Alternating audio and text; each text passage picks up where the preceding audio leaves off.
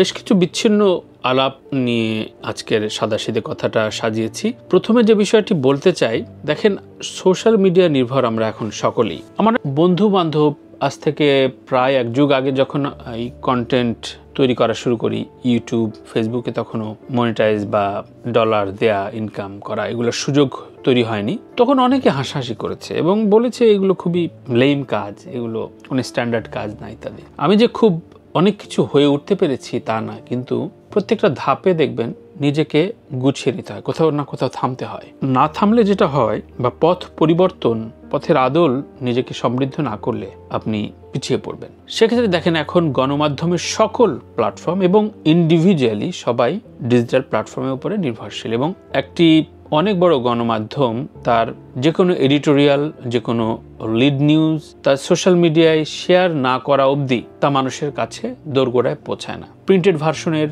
বিক্রি বাট্টা কমে গেছে, অনলাইনে প্রচুর আজে বাজে কাজ হয়, প্রচুর। একটা স্টারডমের একটা লেয়ার তৈরি হয়েছে, যে লেয়ারে আপনি কখন হাঁটেন না, গান গায় না, কোনো কবিতা লেখে না, শিক্ষা ব্যবস্থা তার কোনো অবদান নাই, দেশ নিয়ে ভাবেন না, কিন্তু সে ইনফ্লুয়েন্সার।